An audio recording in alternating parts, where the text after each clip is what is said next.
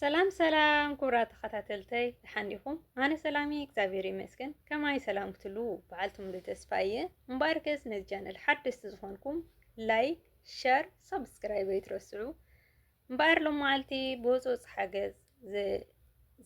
تدل حفتي مسيا زلهو اتحاجز انتايو حسابكمنا مخرهم كم زي عين الزقات مكنك كم يجيركن مفتحت فترة بجاخن تقديسكن أو كومنت صحفالنا مغنياتو زحفتي كيتوصእ እውን ናይ ሰብ ቅርሺ ኣብ ርእሳ ሒዛ ሱቕ ከይትብል እውን ብጣዕሚ ኣቸጊሩላ ከይትነግራታ ሰበይቲ እውን ናብ ሙምናው ገፃ ከይዳ ስለ ዘላ ስጋዕታ ውፅእ ትብለኒ መዓልቲ መመኽኔታ ገይራ ውፅእ ከይትብለንስ ጨኒቑኒ ኢላትኒ ማለት እዩ። ኣብ ርእሲኡ ከዓ እታ ካብቶም ደቂ ሓንቲ ጓላ ብጣዕሚ እያ መመፅያ ዘይተውፅእ እያ ገንዘብ ብዙሕ እኮ ክትከፍል እያ ዘለኹ ነበለት ኩሉ ግዜ ወሰና ወሰን ትዛረባ እያ ንሳ ግን ሓደ ጊዜ ድብር ክብላ ከሎ ብውሕድ እኮ እየን ሰርሓ ዘለዋ ኢላ ትድርብየለያ ኣነ ከዓ ሰሚዖም ዘይሰማዕኹ ጥርቅም እየ ዝብላ ከምዚ ኢለ የሕልፍ ኣለኹ ቀንዲ ናብዚ ሓሳብ ናብ ጭንቀትን ዘእትወኒ ዘሎ ግን ወዳ እዩ ወዳ መጀመርያ ከኣቱ ከለኹ ለኺፉኒ ነይሩ ኣሽዒቱ ክለኽፈኒ ዝኸኣለ ሰበይቱ ክትወልድ ከይዳ ስለ ዝነበረት ንዳቦኣ بقطعي مزيلة خيفني أنا خعشيتو لتاسويتي طبايا يكون منم زستمارك وسل زي نبرني سرحون دحان سلز نبرة بقطعي نجريا لتاسويتو تحرزي منم أيبلكن إلاتني حقا منم ونه يبلتني تحرق للتعامت جن كم تزولكم ذلهم ممناو وكعا تقوالا كل جزية بزعواي سلة تلعل بتعمل سلة تسألني فريحة وسخيت بلني وصيو غزا خوف كيبل كعا سجيئة نتا سويت خنقرا مرة تجنيغة بتعامية تجنيغة هز جنسي خمي مفتحة تقور كيعشني بقى كاو كلس دخيمي وعل مع نعصوة والكواسويتون يتعصون ولا دا يتعصون بوشتي شقدن أحواتي كشاب بقى بعلات ريو بعل بقى انتهي مقباري حشني أنا نام نفسي كقربة ويكعنى نباي كقربان فقادنيا خوينا زي كونكو ويكع خف قدرلو إلا زي كونكو سي نتاسا بيتك نقرارو ولاس بتباب سقيلة تجيزي كحلفوا بتعم تجنيغا كاو كل دكاسيني دحاني رس هزخان حديثني ليت الراسي افتجيزي ساعتي دكاس زي ولا يزنح تسيونا بسرحي بقى بتعمي جاني ولا زمت أيمسا سقيلة ده نقرا أحواتي يملؤ زي ولو خوينني مبر كسالو مس أمسكينة صومن كسانح زي حسب هو كل تعامتن شدش تورحن زنيها إثن جنزب ناي عقوب سقع زغفل انت تصنحنس سقمين ورنن بقال دقاس أويني كعصوهني كالكون كياتو خوي مسئلة بقى كوفي ليز حدر سلاز عدلي دخ نقرا ولاس انتي قبرالني انتي خعي بتعم سقية صراحة وندليه هيوتي ون بسنك دقاس مسان كي حامن فريحة وطي خوف قبل ون سرح خسئني إله أف سلسة تمغيلي لباي حواتي كم دي عين زقات مكنسي سلا عرب تفلطاو نقرتها لكون انتي كسرح لني لأهن مالتيو مجمر أنا بخا حسيبه ما تخلو بقبل يلي أنا مالتي ويكعنا أتوك بلوكلا نباخي جزو كمس حسب كلا أنت سويت بدم بتسية ودخين تايز قبل ذلك قعد الكنجارية إليا سويت خي تسمع نبغى تحشي علاس كتوت قنية ويسويت من خي تفتح تسويت كي توت قني سيجي إلى هن مالتينا وأزيز بهالنجار يسرحن كندي ما عالت داخل في الكخت حلوية عندي ما عتر أخوف كتيرين دجنا ما عصون حرزة يعصا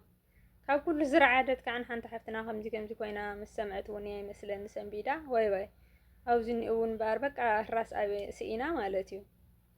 تدك إساس يسمعني لا بك بتعمي يزفرح تدك إساس بك عسس يبلن دخامي مثلا نس بتعمي يزدكس هذا نخيدكس حدا جيزة بناي ستي حدا جيزة قالك برحار وقطرة السياخة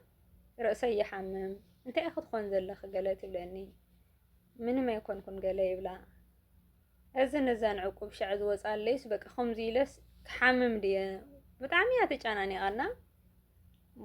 ንገርያ ኢለየ ኣነ ግን ዕድልኪ ማለት እሲ ክኣቱ ከሎ ወይ ከምኡ ክርብሸክ ከሎ በቃ ተሲእኺ ብደንብ ዋዕ ኢልኪ ፀውዕያ ኢለያ ኣደንጊፁኒ ከምዚ ደንገፅኪ በቃ ፀውዕያ ካብኡ እንድሓር በዕላ ትወሎ ሰብ ከይሰምዕ ኢላ ክተውፀኒ እያ እቲ ቅድሚ ህዚ ኣየወሃበቶን ነይራ ክትወልድ ስለኸይዳ ነበረት ሰበይቱስ ከምዚ ዓይዲ ነገር እየ ሓሲባቶ ህዚ ግን ፈሪሐ እንድዕ በቃ እንድዕ ስኽፍ ክፍ ኢልኒ ክነግራ እሞ በቃ እቲ ብድሕሪኡ ዝመፅስ ክተውፀኒ እያ ኣብ ገዛ ኮፍ ክብል እያ ወይ ክተሓዝየ ወይ ገለ ክኸውን እያ ዕዳ ናይ ሰብ ሒዚ ዓደይ ከይምለስ ቢያንስ እሴት ናይ ሰብ ቅርሺ ክምለስ እስ ብጣዕሚ ተጨኒቐ ከይሓምም እውን ፈሪሐ ገለ ኢላትኒ ማለት እዩ መጀመርያ ፈጣሪ እመኒ ካብኡለ በቃ ማለት እሲ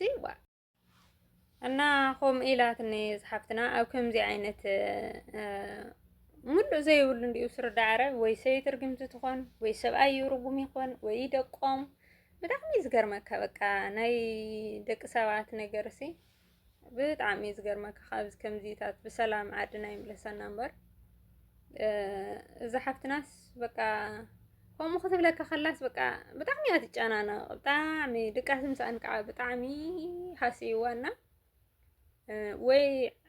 ዓፂኺ ወይ ከዓ ካሊእ ክፍሊ ከይብለ እንታይ ኮይኑ ኢለ ክፍሊ ዝበሃል ትርፊ የብሎምን መጥበኽና ተመወዳት 3 ክፍሊ ደቂሶምለን እንዳጋሻ ሓንተላ ሰብያቷን መጅልስ ማለት እዩ በቃ ምስታ ሰበይቲ እየ ዝድቅስ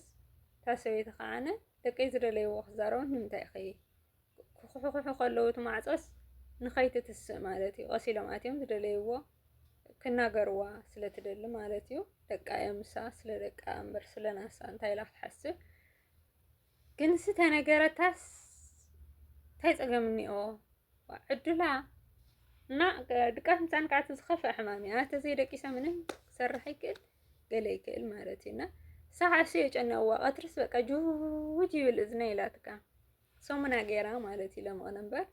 ምንም ኣይበለኒ ነይሩ ክሻበ ዝህዝ ግን በቃ ሓዲሱ ወጫት ብልዒ ይውዕል ንምሸቱ ጥባሚ ግዜ ድቃስና ረብሽ የብለኒ ማዕልታዊ ኣይኮነን ብፍላይ ጫት ክወስድ ከሎ ግዜ እዩ ዝርብሸኒ ኢላሃኒ ያውና ይፈርሕ በቃ ክድቅስ እሲ ባህሪ ረይትስ ሰለምለም ይወስደን እሞ ካብኡስ ብድድ ኢለ ኮፍ ይብል እና ከምዚ ኢለስ ክሳዕ መኣዚ ክሓምም እየ ከምኡ ነበልኩ ዋላ ዘይ ኩሉ ግዜ ይመፅእ ማለት ኣይኮነን ግን ብጣዕሚ እየ ዝድንግፅ ብጣዕሚ እየ ዝፈርሕ ብጣዕሚ እየ ሰጊአ ኩሉ ሰጊአ ንኸይወፅእ እውን ሰጊአ ንኸይድቅስ እውን ሰጊአ ንኸይ በቃ ኣብዚ ገዛ ክኾን እውን ሰጊአ ግን እታ ሰበይቲ ይኹን እቶም ደቃ ይኹን ሓንቲ ኣላ ጓላ ድኾን መመፅያ ትርብሸኒ እምበር ካልኦት ደቃ ብጣዕሚ እዮም ጥዑያት እታ ሰበይቲ እውን ብጣዕሚ ሕያወይቲ